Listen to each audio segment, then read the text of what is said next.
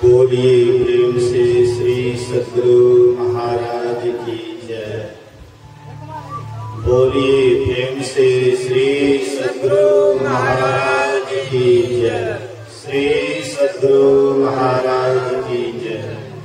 श्री सद्गुरु महाराज की जय।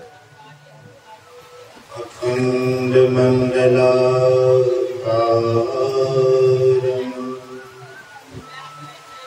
व्याप्तं येन चराचरं तत्पदं दर्शितं येन तस्मै श्री गुरुवे नमः। धन्य धन्य सद्गुरु सुखद महिमा कहे न जाए। जो कुछ कहा तुम्हारी कृपा मोतें कछो न बसाए। संवेद समादरणीय सज्जन वृंद, आदरणीय माताओं तथा भक्तिमती बहनों, एक दिवसीय संतमत सत्संग का आयोजन श्रद्धेय श्री विष्णुदेव बाबू के पोते के बरही के अवसर पर किया गया है। अभी मैं आप लोगों के बीच में विलंब से आया। मैंने कहा था 6 बजे लगभग आ जाऊंगा। उन्हें 6 बजे लगभग में यहाँ उपस्थित हो गया। यहाँ आने के बाद आप लोगों को देख करके मन बहुत प्रसन्न हुआ, बहुत खुश हुआ कि आप लोग सत्संग के प्रति बहुत विश्वास रखते हैं। जैसे चातक पक्षी स्वाति नक्षत्र के बूंद को ग्रहण करने के लिए दिन रात टकटकी लगाए रहते हैं, वैसे हम आप भी ईश्वर प्राप्ति के मार्ग पर जब टकटकी लगा करके रहेंगे, एक न एक दिन परम प्रभु परमात्मा का निश्चित दर्शन होगा। सौभाग्य की बात है, जो सत्संग में आता है उसका सौभाग्य होता है, और जो साधना करने लग जाते हैं उसका और भी विशेष भाग्य होता है। परमात्मा प्राप्ति के बाद तो फिर करना क्या है, लेकिन कम से कम सत्संग में भी कोई आते हैं तो समझ जाइए मानव शरीर उसका कोई छीन नहीं सकता है। जिसको सत्संग का लसंग लग गया है, सत्संग का आदत लग गया है, वह 84 लाख योनियों में नहीं जाएंगे। और जो ध्यान भजन करते हैं उसको मानव शरीर छोड़ करके किसी अन्य शरीर नहीं मिलेगा। और जब साधनाओं का अंत होगा तब एक दिन परमात्मा का दर्शन होगा। प्रातः सत्संग जब हो रहा था, किसी कारणवश व्यवधान हुआ। देखिए, जो सत्संगी नहीं है वो सत्संग के मर्म को नहीं जानते। सत्संग करवा देना अलग बात है, लेकिन सत्संग को गहराई से समझना ये अलग बात है।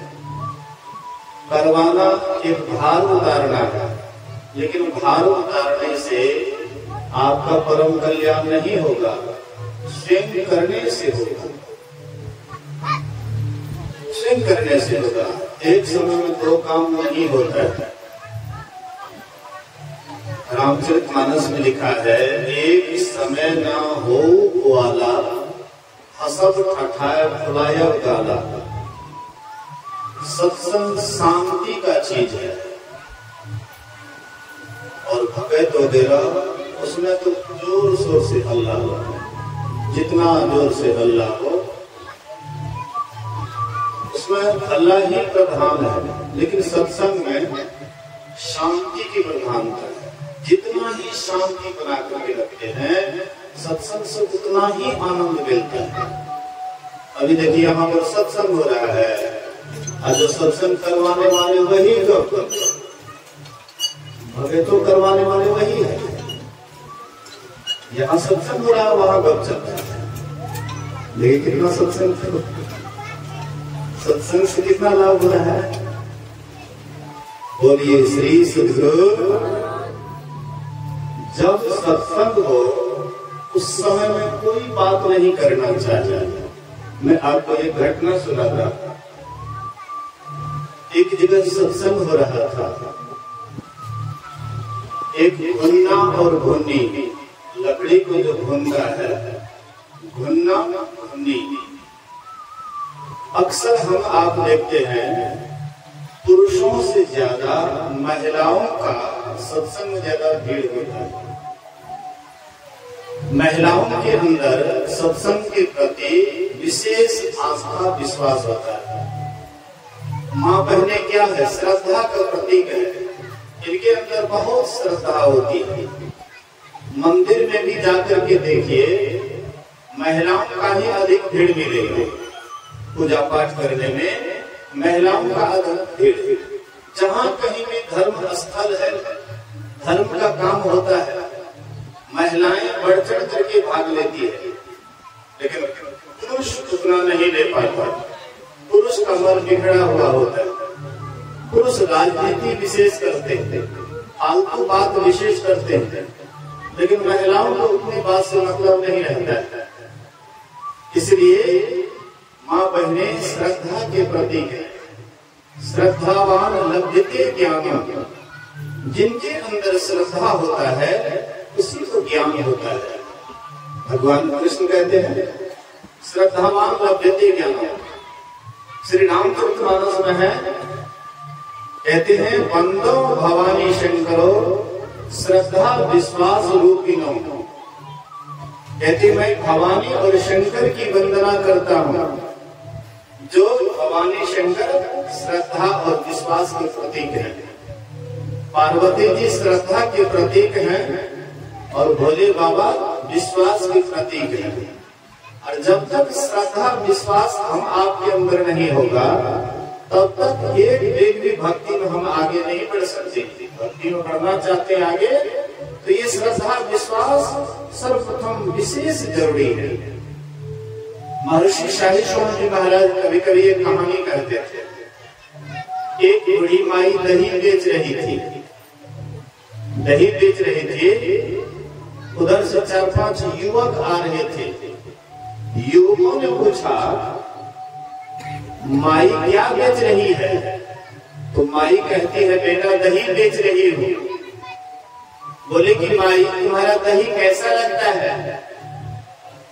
माई कहती है बेटा गुड़ मिला के खाओगे तो मीठा लगेगा। दही कैसा लगता है ये भी कहने वाली बात है, लेकिन बेटा गुड़ मिला के खाओगे बड़ा मीठा लगेगा। ऐसे साधु महात्मा समझिए दही बेचता है। साधु महात्मा जो आपको ज्ञान का उपदेश करते हैं तो समझिए दही बेच रहे हैं। लेकिन अगर उस दही में गुड़ मिला करके खाइएगा तो आपका जीवन ही बदल देगा। आपका जीवन आनंदमय कर देगा। आपका जीवन मंगलमय कर देगा। इसलिए सत्संग प्रत्येक व्यक्ति को करना चाहिए। हम आप सोचते हैं कि सत्संग की क्या जरूरत है, सत्संग क्यों करना चाहिए? महापुरुषों ने कहा कि हम आप जहां से आए हैं, जहां हम लोग रहते थे वहां से बिछुड़ गए हैं। हम लोग कहाँ थे? आज यह बच्चा 12वां दिन हो रहा है। आज बरिया है ना बच्चा का। बच्चा भी कहीं से बिछुड़ गया है। हम आप भी कहीं से बिछड़े हुए हैं। हम आप परमात्मा में थे, परमात्मा ही थे। हमने परमात्मा में कोई अंतर नहीं था, लेकिन परमात्मा में मौज हुई, कंपन हुआ, कंपन से शब्द हुआ, शब्द से प्रकाश हुआ और प्रकाश से अंधकार। अभी हम आप कहाँ हैं?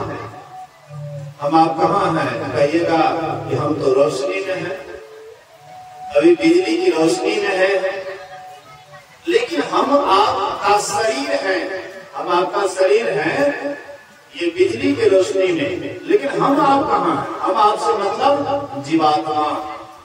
ये जीवात्मा कहाँ है? ये जीवात्मा है अंधकार में। हम आप आंख बंद करें, अभी हम आप आंख खोल करके देखते हैं तो बाहर के प्रकाश को देखते हैं, अपने को देखना चाहें, संसार को देखते हैं तो आंख खोल करके देखते हैं, लेकिन अगर अपने को देखना चाहें तो आंख बंद करके देखिए। आंख बंद करके देखते हैं क्या दिखाई पड़ता है? प्रत्येक आदमी आंख बंद करते हैं, आंख बंद करने के बाद घनघोर अंधकार दिखाई पड़ता है और प्रत्येक व्यक्ति यही अंधकार में पड़ा हुआ है और यह जीव अंधकार में रहने के ही कारण दिन रात दुखी रहता है। हम आप सोचते हैं कि हमारे पास में धन दौलत कम है इसलिए हम दुखी हैं, हमारे पास में सुंदर घर नहीं है इसलिए हम दुखी हैं, हमारे पास में अनुकूल परिवार नहीं है इसलिए हम दुखी हैं। लेकिन ऐसी बात नहीं है। जिनके पास अनुकूल परिवार है क्या वे सुखी हैं? जिनके पास में सुंदर घर है क्या वे सुखी हैं? जिनके पास में सुंदर मकान है या विशेष बैंक बैलेंस है क्या वे सुखी हैं? गुरु महाराज जी कहते थे जब हमारे पास में धन नहीं होता है तो दिन रात हम धन के अभाव में चलते रहते हैं, और जब धन हो जाता है तो धन का संभाल करने में भूत की तरह दिन रात नाचते रहते हैं। मतलब दोनों में से कोई सुखी नहीं।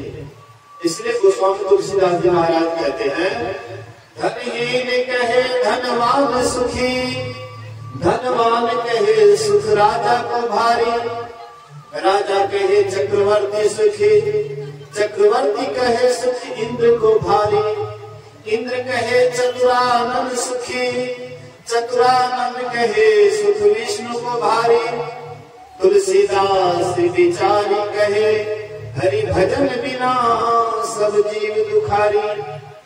धनहीन कहे धनवान सुखी, जो गरीब आदमी है जिनके पास में संसार की व्यवस्था नहीं है ये धनहीन आदमी कहते, गरीब आदमी कहते। धनी आदमी सुखी है। धनी आदमी से जाकर के पूछिए कि आप सुखी हैं? धनी आदमी भी कहते हैं कि हम भी पूरा सुखी नहीं। तो सुखी कौन? तो राजा सुखी है जो विशेष जिसके पास विशेष धन दौलत है वे सुखी है। राजा से जाकर के पूछिए, आजकल तो राजतंत्र नहीं है, प्रजातंत्र है।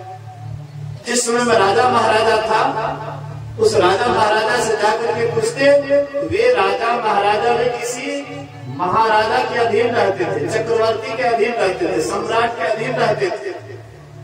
जो सम्राट के अधीन नहीं होते थे उसका राजपाट छीन लेते थे, उसके सेना को पराजित कर देते थे, अधीनस्थ स्वीकार करना पड़ता था। तो राजा में चक्रवर्ती होता है जो सभी राजाओं का मालिक होता है। एक समय में पृथ्वीराज चौहान चक्रवर्ती राजा था। मोहम्मद गौरी कई बार उसको जीतने का कोशिश किए, लेकिन पृथ्वीराज चौहान उसको छोड़ देते थे। ये हमारे हिंदू धर्म में जो है ना दया का विशेष भाव होता है, नहीं तो 17 बार उसको छोड़ दिए थे। युद्ध में पराजित हो जाता तो उसको छोड़ देते थे।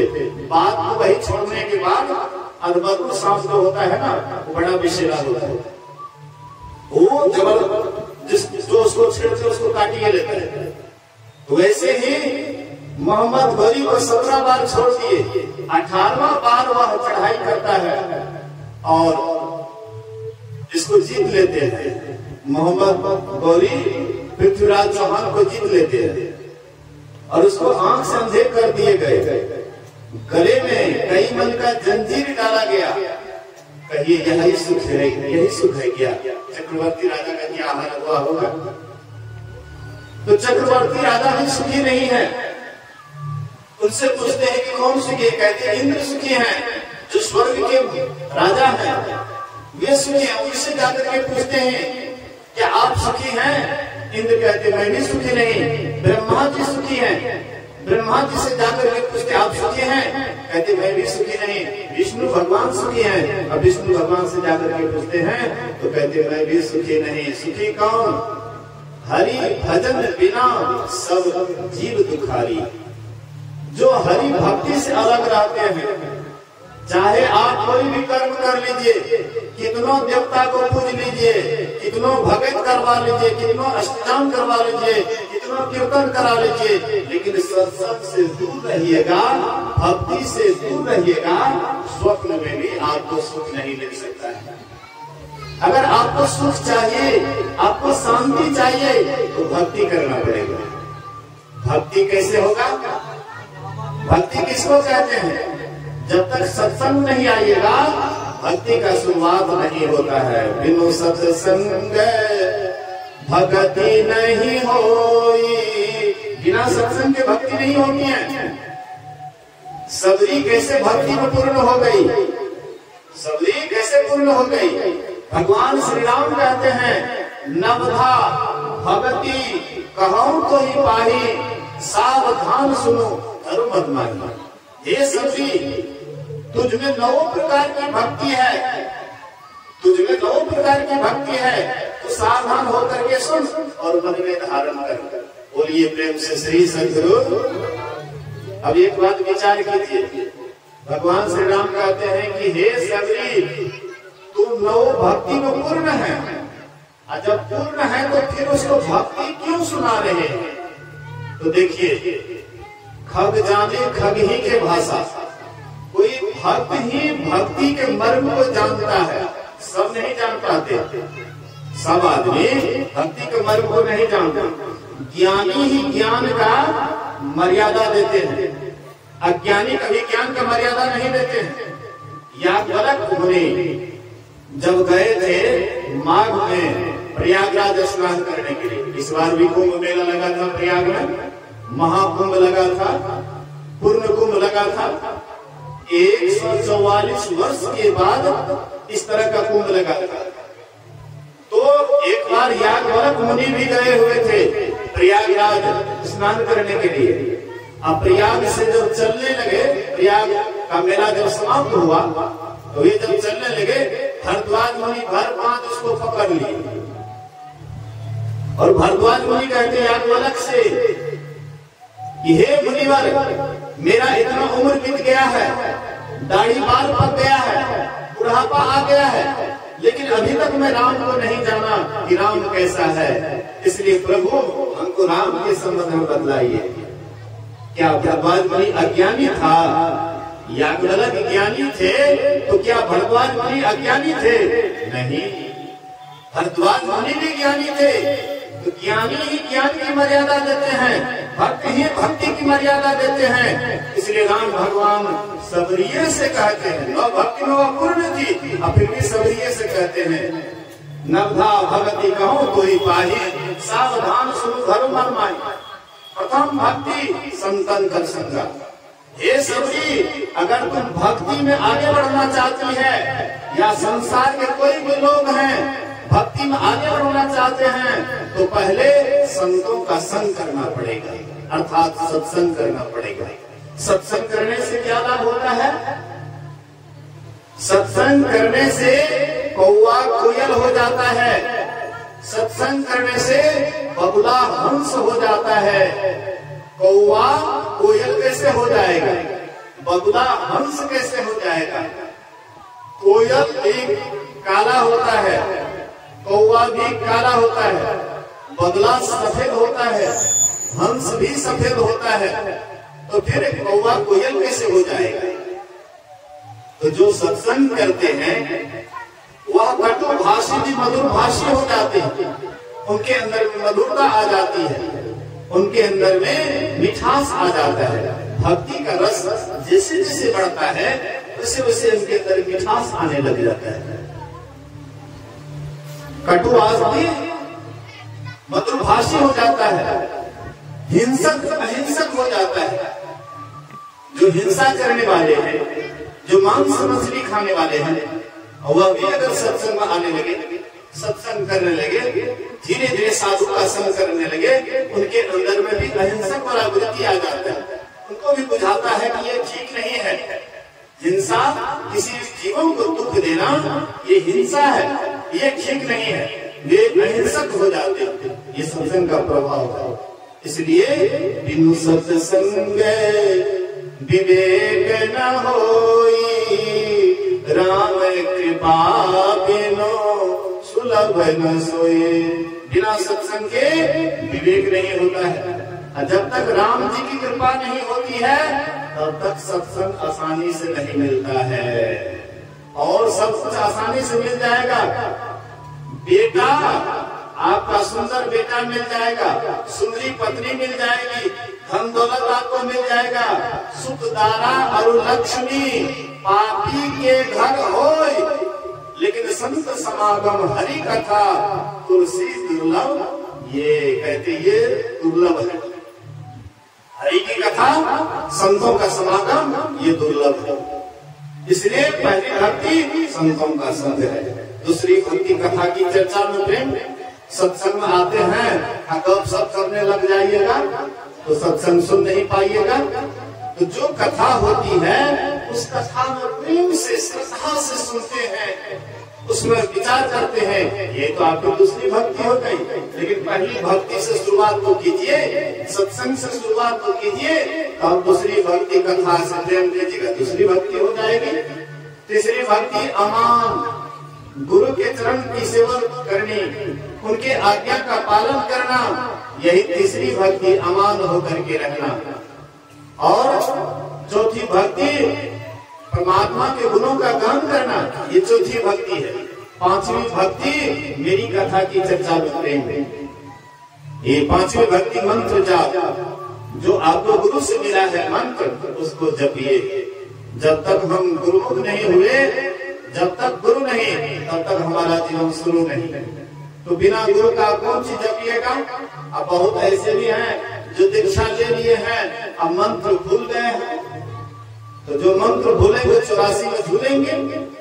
इसलिए जो दीक्षा लिए हैं उनको पूछना चाहिए, अगर भूल गए हैं तो याद, जो करने वाले उनसे याद करवा लेना चाहिए। मंत्र जाप दृढ़ विश्वास के साथ कीजिएगा, ये पांचवी भक्ति हो जाएगी। छठी भक्ति इंद्रियों का दमन करना। विषयों की तरफ जो इंद्रियां जाती है उसको रोकने के लिए इंद्रियों का दमन कैसे होगा। तो जैसे हम आप अभी आंख से देखते हैं, तो जैसे आंख से देखते हैं तो आपका ख्याल जैसे जहां देखते हैं उधर ख्याल होता है। आंख बंद करने के बाद आगे में जो टकटकी लगा करके देखते हैं तो सब ओर से ख्याल मोड़ करके वहीं पर जुड़ जाता है। इसी को कहते हैं दृष्टियों की क्रिया।